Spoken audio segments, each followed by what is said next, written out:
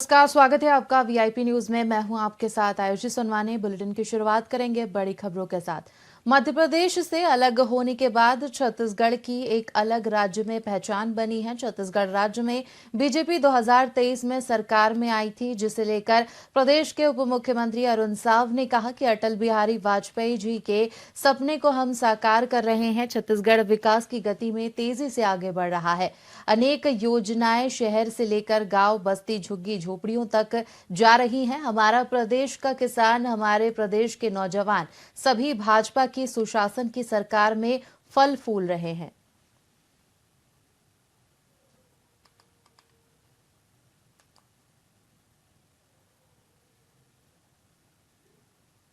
सन 2024 में एक तरफ जहां विकसित भारत के निर्माण की नींव रखी है, वहीं छत्तीसगढ़ भी हमने बनाया है, हम ही संवारेंगे इस संकल्प को लेकर 2024 में उसकी पृष्ठभूमि तैयार हुई है। अटल बिहारी वाजपेयी जी के सपनों के अनुरूप छत्तीसगढ़ को आगे बढ़ाने, मोदी की एक एक गारंटी को पूरा करने और जो विकास का पहिया रुक गया था छत्तीसगढ़ का, उस विकास के पहिए को फिर से ट्रैक पर लाकर तेज गति से आगे बढ़ाने का काम हुआ है। और आज छत्तीसगढ़ नए उत्साह के साथ, नए उमंग के साथ विकसित छत्तीसगढ़ निर्माण की दिशा में तेज गति से आगे बढ़ने का वर्ष रहा है। देखिए, भारतीय जनता पार्टी ने हमेशा से महिला नेतृत्व को, महिला सशक्तिकरण के काम को लगातार आगे बढ़ाया है। आने वाले समय में जो संगठन के दायित्व तय होने हैं, चाहे वो जिला अध्यक्ष हो, प्रदेश पदाधिकारियों की नियुक्ति हो, जिले के पदाधिकारियों की नियुक्ति हो, इन सब में निश्चित रूप से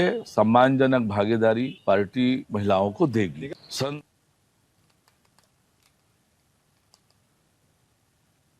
सर्व अन्य पिछड़ा वर्ग समाज कांकेर ने आज कांकेर बंद कर मकड़ी के पास NH 30 पर चक्का जाम किया। गौरतलब है कि अंतागढ़, भानु प्रतापपुर, केशकाल, कांकेर में पिछड़ा वर्ग को पार्षद के लिए एक भी सीट नहीं दी गई है, जिसको लेकर पिछड़ा वर्ग ने शासन को खुली चुनौती दी है। अगर शासन प्रशासन उनकी मांगे नहीं मानता है तो आंदोलन को आगे उग्र रूप दिया जाएगा, जिसकी जवाबदेही शासन प्रशासन की होगी।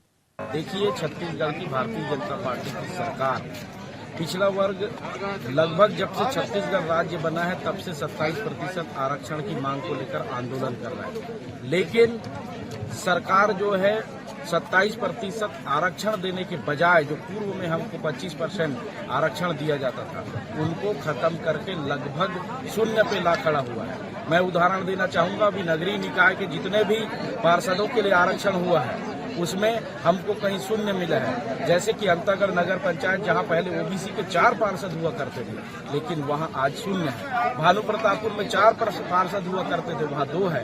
दंतेवाड़ा में शून्य कर दिया, केशकाल में शून्य। ऐसे मतलब कहीं भी पिछड़ा वर्ग को एक सम्मान नहीं दिया गया, जिसके लिए आज जो है सड़क की लड़ाई लड़ रहे हैं। शायद सरकार की जो वादा खिलाफी है, पहले तो उन्होंने, ये उनका चरित्र है, पहले वो वादा करते फिर वादे से मुकर जाते हैं। किसान, महिला, आदिवासी सभी वर्ग के साथ उन्होंने वादा खिलाफी किया है।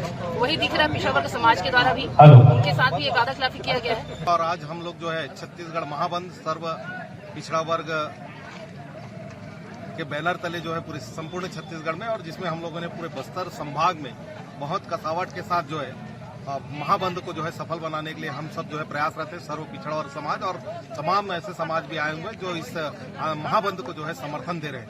सबसे महत्वपूर्ण बात, त्रिस्तरीय आज का जो महाबंद है, त्रिस्तरीय पंचायती राज व्यवस्था में अभी जो वर्तमान में सरकार है, पिछली देश सरकार, जिन्होंने कहा था कि पिछड़ा वर्ग को त्रिस्तरीय पंचायती राज में 50% आरक्षण दिया जाएगा। परिणाम स्वरूप जो है बहुत ज्यादा खुशी का लहर देकर हमको जो है 50% आरक्षण त्रिस्तरीय पंचायती राज मिल रहा है। अभी तो जो है उस शर्त के साथ जो है कुछ दिनों बाद जो है हमारा जो आरक्षण है, उस आरक्षण को जो पहले मिल रहा था उस आरक्षण को भी शून्य किया गया है।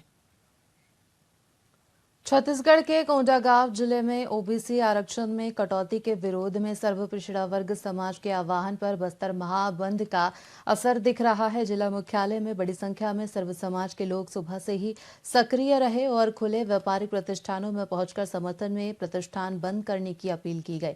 वहीं हाथ जोड़कर किए गए अनुरोध के चलते कई व्यापारियों ने अपने प्रतिष्ठान बंद कर दिए। बता दें कि आरक्षण कटौती के मुद्दे पर समाज में नाराजगी साफ झलक रही है। नारायणपुर चौक में समाज प्रमुख और जिले भर से आए हुए अन्य पिछड़ा वर्ग के जनसमूहों ने चक्का जाम भी किया। चक्का जाम और बंद के चलते सामान्य जनजीवन प्रभावित रहा।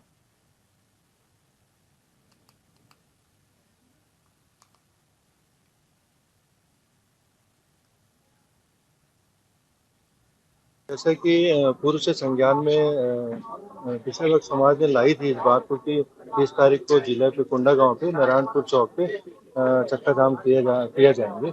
इस संदर्भ में हमने पर्याप्त बैठक ली है। तो पुलिस प्रशासन ने सुरक्षा के पूरे इंतजाम किए गए। सभी चौक चौराहे पे पर्याप्त सुरक्षा बल की व्यवस्था की। छत्तीसगढ़ सर्व पिछड़ा वर्ग समाज के नेतृत्व में आज संपूर्ण बस्तर संभाग सहित मोहला मानपुर जिला और बालोद जिला पूर्ण रूप से बंद किया गया है। साथ ही साथ चक्का जाम भी किया गया है। हमारे छत्तीसगढ़ में वर्तमान समय में जो चुनावी प्रक्रिया चल रही है, जिसमें त्रिस्तरीय पंचायत चुनाव में हमारे बस्तर में निवासरत पिछड़ा वर्ग समाज को 0% आरक्षण दिया गया है, जिसका सर्व पिछड़ा वर्ग समाज पुरजोर विरोध करती है। साथ ही साथ नगरीय निकाय क्षेत्रों में जो आरक्षण रोस्टर देखने को मिल रहा है, उसमें भी पिछड़ा वर्ग समाज के आरक्षण में कटौती हुई है। जैसे कि पूर्व से प्रदेश कांग्रेस मुख्यालय राजीव भवन में पूर्व प्रधानमंत्री डॉक्टर मनमोहन सिंह को श्रद्धांजलि देने के लिए श्रद्धांजलि सभा का आयोजन किया गया। इस अवसर पर कांग्रेस जनों ने अपने दिवंगत नेता की तस्वीर पर पुष्प चढ़ाकर भावभीनी श्रद्धांजलि अर्पित की और स्वर्गीय डॉक्टर मनमोहन सिंह के कार्यों को, देश के लिए उनके योगदान और प्रधानमंत्री और आर्थिक विशेषज्ञ के रूप में उनकी ओर से किए गए महान कार्यों को याद किया गया। पूर्व प्रधानमंत्री स्वर्गीय डॉक्टर मनमोहन सिंह को श्रद्धा सुमन अर्पित करते हुए प्रदेश कांग्रेस अध्यक्ष दीपक बैज ने कहा कि डॉक्टर मनमोहन सिंह सही मायने में देशभक्त थे। अपनी बुद्धि और कौशल के माध्यम से उन्होंने देश व दुनिया की अविस्मरणीय सेवा की है और मनमोहन सिंह के नेतृत्व में भारत दुनिया के विकसित राष्ट्रों के समक्ष खड़ा हो सका। देश की आर्थिक उन्नति में उनका बड़ा योगदान रहा है। प्रधानमंत्री के रूप में, अर्थशास्त्री के रूप में देश के लिए उनका योगदान अतुलनीय है। स्वर्गीय डॉक्टर मनमोहन सिंह जी के श्रद्धांजलि सभा का आयोजन रखा प्रदेश कांग्रेस कमेटी कार्यालय में और साथ ही जिला मुख्यालय या अन्य ब्लॉक में भी श्रद्धांजलि सभा रखने के लिए कहा गया है, क्योंकि डॉक्टर मनमोहन सिंह जी आज हमारे बीच में नहीं रहे। ये कांग्रेस पार्टी के लिए अपूर्णीय क्षति है, साथ ही पूरे देश की आम जनता के लिए भी अपूर्णीय क्षति है, क्योंकि उनकी सादगी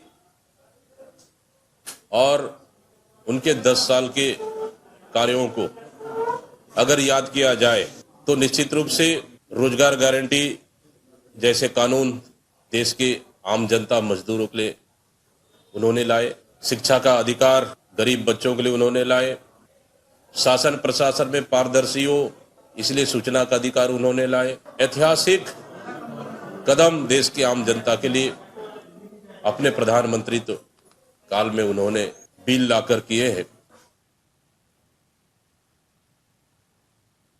जिला मुख्यालय से करीब 13 किलोमीटर की दूरी पर स्थित ग्राम पंचायत बोदल पुलिस चौकी नानघोर में 2 पक्षों के बीच जमकर मारपीट का मामला सामने आया है, जहां धर्मांतरित महिला के शव के दफन करने को लेकर विवाद शुरू हुआ। ग्रामीणों का कहना था कि मृत महिला ईसाई धर्म को मानने वाली थी, जो कि गांव के रीति रिवाज रूढ़ी परंपरा को त्याग चुकी थी, इसीलिए शव को ईसाई कब्रिस्तान में दफनाने की बात कही गई। ग्रामीणों ने आरोप लगाया है कि ईसाई समुदाय के आक्रोशित लोगों ने अभद्र भाषा का उपयोग कर लाठी डंडों से गांव के सरपंच से मारपीट की और हिंदू समुदाय पर भी हमला किया गया। मामले को शांत करने पहुंची पुलिस के साथ भी मारपीट की गई। घायलों को उप स्वास्थ्य केंद्र नानगुर में भर्ती कराया गया, जिसके बाद हालत गंभीर होने पर डिमरापाल हॉस्पिटल रेफर किया गया। घटना को लेकर ग्रामीण बेहद आक्रोशित हैं।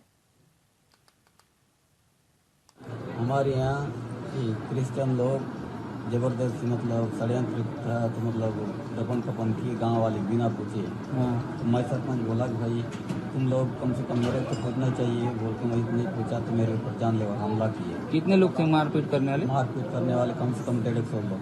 हम लोग आज एक ईसाई परिवार में एक महिला खत्म हुई थी, उसको दफन कफन को लेकर के हम पूछने गए थे। उन लोग बिना पूछे मरघट में ले जा करके दफना दिए। गांव वालों को किसी को पता नहीं चला। फिर बाद में गांव वालों को पता चलने से हम लोग सरपंच और मैं दोनों मिलकर मोटरसाइकिल लेकर के अपन मरघट पे चले गए। जाने पर 4-5 जन पुलिस वाले रहे और पुलिस वाले को हम बोले कि भाई आप कैसे इनको दफनाने दिए। ऐसा बोलने से अब इतने भीड़ को हम 4-5 पुलिस हैं और क्या करते, आप लोग गांव वाले तो लेट कर दिए आने में। ऐसा बोलने से किसके अनुमति से ला के दफनाए, इतना सी बात पूछे रहे और उन लोग उग्र होकर आके मारपीट करना शुरू किए। हमारे यहाँ क्रिश्चियन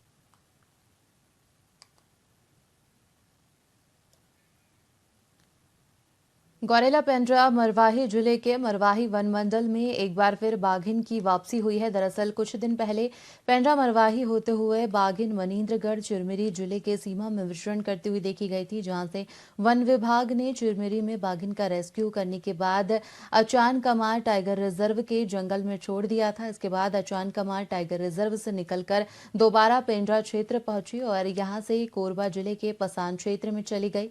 ग्रामीण इलाकों में गाय और बकरियों को अपना भोजन बनाने के बाद कटघोरा वन मंडल में जंगली सुअर का भी शिकार किया। इसके बाद एक बार फिर मरवाही वन मंडल के जंगल में पहुंच गई बाघिन, जहां वन विभाग की टीम 24 घंटे ट्रैकिंग करने में लगी हुई है। साथ ही बाघिन की कॉलर आईडी लगे होने की वजह से विभाग को उसे ट्रेस करने में भी सहायता मिल रही है। उसकी लोकेशन समय समय पर मिलती रहती है। लोकेशन के आधार पर आसपास के गांव में वन विभाग मुनादी कर रहा है और ग्रामीणों को भी अलर्ट रहने के लिए कहा गया है।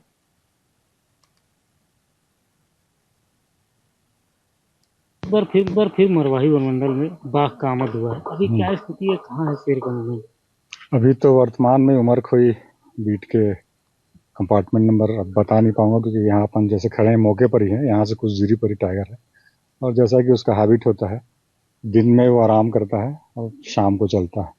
तो आज सुबह से यहीं आकर के आराम कर रहा है और हम उसके वॉच आउट कर रहे हैं कहाँ जाता क्या जाता। तो जैसा कि अभी हमने ऑब्जर्व किया, ये टाइगर अचानक मार से मूवमेंट किया था, वहाँ से होते हुए कटघोरा होते हुए फिर उसी ट्रैक से वापस आ रहा है। कल जैसे रात में भी जहाँ था वो पूर्व में भी वहाँ रुका था जब जा रहा था।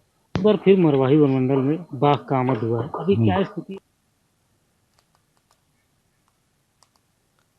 जिले में बाइक चोरी करने वाले शातिर गिरोह को पकड़ने में बस्तर पुलिस को सफलता हासिल हुई है। बता दें कि चोरों ने जगदलपुर सहित आसपास के गांव में 10 मोटरसाइकिल की चोरी की थी। वहीं जगदलपुर में कोतवाली थाने में बाइक चोरी के 3 प्रकरण की जांच के दौरान पुलिस ने 2 बाइक चोरों को गिरफ्तार कर लिया है और उनकी निशानदेही से बोरी गांव में छुपा के रखी गई चोरी की 10 मोटरसाइकिल बरामद कर जब्त की गई है।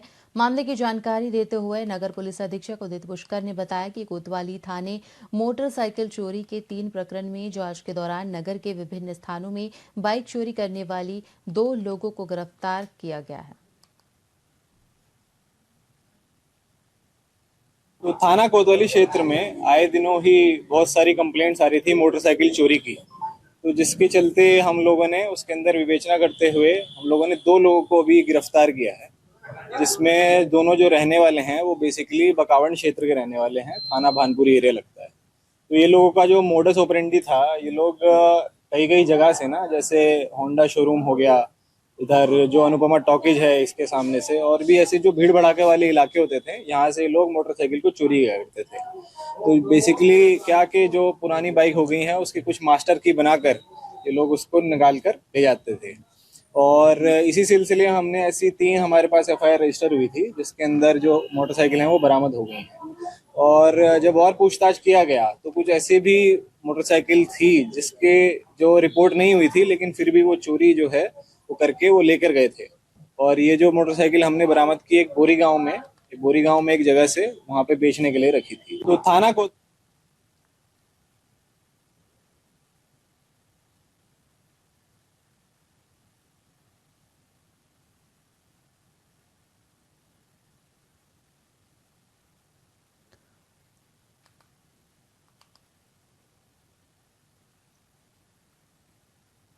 गनियारी धान उपार्जन केंद्र में शासन के निर्देशानुसार सारी व्यवस्थाएं चकबंदी नजर आ रही है। केंद्र प्रभारी ने बताया कि धान का उठाव होने से किसानों और केंद्र संचालकों में उत्साह का माहौल देखने को मिल रहा है। उन्होंने ये भी बताया कि किसानों को बेहतर सुविधा देने के लिए केंद्र पर विभिन्न व्यवस्थाएं की गई हैं, जिसमें सीसीटीवी कैमरा और किसानों के लिए आवश्यक अन्य सुविधाएं भी सुनिश्चित की गई हैं।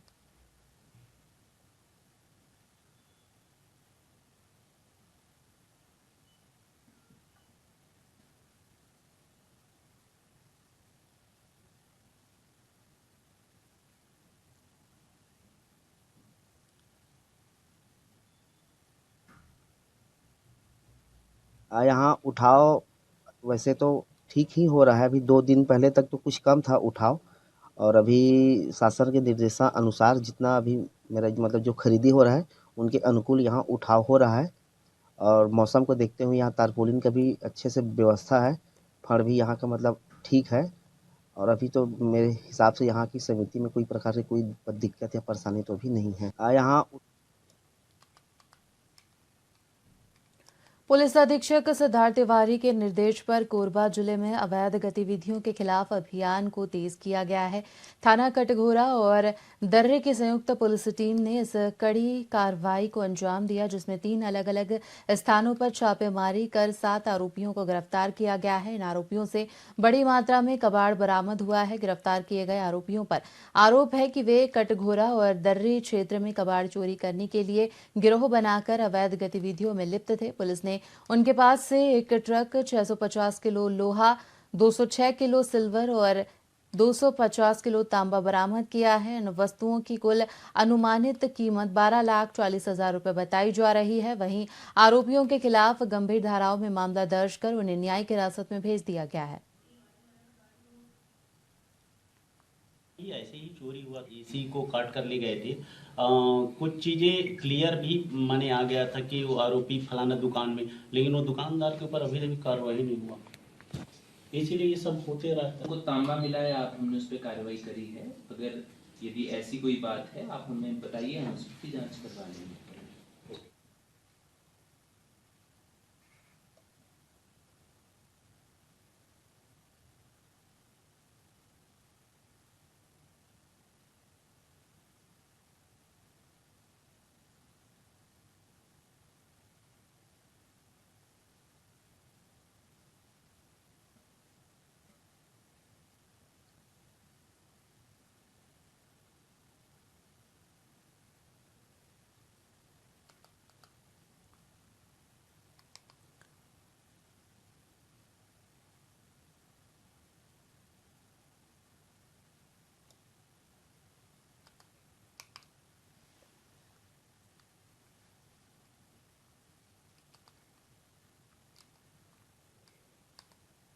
दिल्ली में भाजपा पदाधिकारियों की बैठक में शामिल होकर लौटे प्रदेश अध्यक्ष किरण सिंह देखिए, देव कल ने के बैठक के महत्वपूर्ण बिंदुओं पर जानकारी दी। उन्होंने बताया कि बैठक में पार्टी के प्रदेश अध्यक्ष, प्रभारी और वरिष्ठ पदाधिकारी शामिल हुए, जिसमें संगठन चुनाव, नगरीय निकाय चुनाव और आगामी वर्ष की कार्ययोजना पर चर्चा की गई।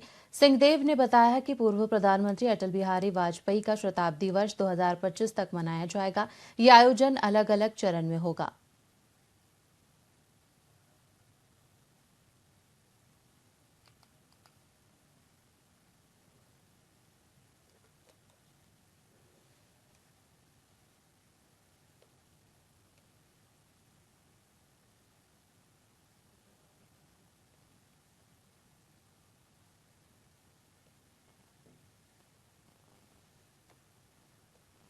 कल के दिल्ली की महत्वपूर्ण बैठक हुई है और सारे प्रदेशों से प्रदेश के अध्यक्ष सहित प्रदेश के प्रभारी, संगठन की दृष्टि से महामंत्री संगठन, अन्य वरिष्ठ जन, राष्ट्रीय पदाधिकारी और सभी को आदरणीय राष्ट्रीय अध्यक्ष नड्डा जी का मार्गदर्शन भी प्राप्त हुआ है। आदरणीय हमारे महामंत्री संगठन राष्ट्रीय और सभी अलग अलग, जैसे शताब्दी वर्ष का कार्यक्रम हो उनके प्रभारी की दृष्टि से और संविधान दिवस के प्रभारी की दृष्टि से, और विनोद तावड़े जी सहित राष्ट्रीय महामंत्री हमारे हैं, और ऐसे राष्ट्रीय महामंत्री अरुण सिंह जी का जो इस उसमें प्रभारी हैं पूरे राष्ट्रीय स्तर पे, सभी का मार्गदर्शन अलग अलग कार्यक्रम के लिए हुआ है, जिसमें सबसे पहले तो हमारे पूर्व प्रधानमंत्री भारत रत्न आदरणीय अटल बिहारी वाजपेयी जी का जो शताब्दी वर्ष है जन्म जयंती का, उसको हम वर्ष भर मनाएंगे अलग अलग चरणों में। उसके संबंध में मार्गदर्शन प्राप्त हुआ और अगली जो उनका जयंती का तिथि होगी 25 दिसंबर 25 तक ये कार्यक्रम हर 1 महीना 2 महीने के अंतराल में अलग अलग कार्यक्रम नीचे से लेकर प्रांत स्तर तक के कार्यक्रम तय किए गए। देखिए कल के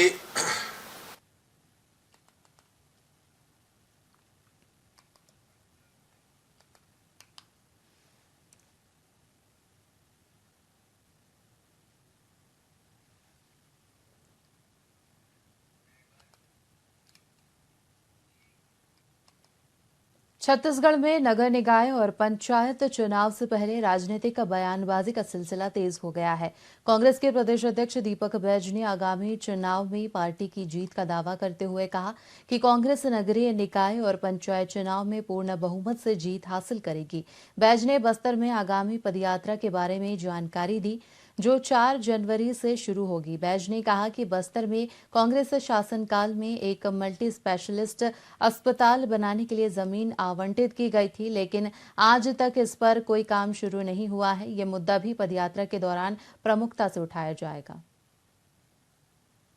खबर आपको बता दें, जहां पर पीसीसी अध्यक्ष दीपक बैज ने एक बार फिर सरकार पर कड़ा प्रहार किया है। उन्होंने बयान देते हुए महत्वपूर्ण योजनाओं का भी जिक्र किया। आपको बता दें कि आगामी चुनाव को लेकर रणनीति तैयार की गई है कांग्रेस के द्वारा, जिसकी जानकारी देते हुए बैज ने कहा कि आगामी चुनाव में कांग्रेस जीत हासिल करेगी।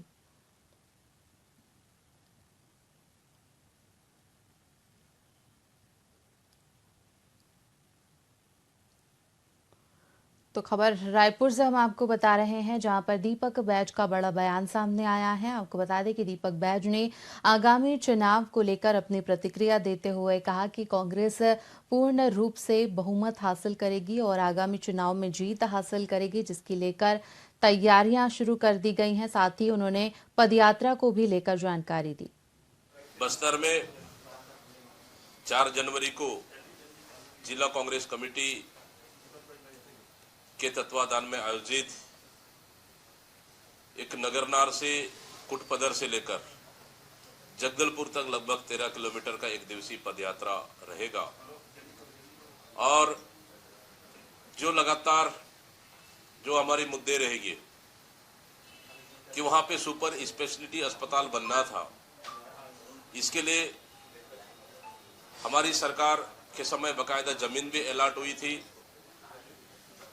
और उसकी स्वीकृति के लिए डीपीआर तैयार कर हैदराबाद हेडक्वार्टर को भेजा गया था। लगभग स्वीकृति हो चुकी थी, लेकिन ये साई सरकार आने के बाद ये नहीं चाहती कि बस्तर में कोई अच्छा अस्पताल बने, इसलिए इन्होंने अस्पताल और उस जमीन को दोनों को निरस्त कर दिया। बस्तर में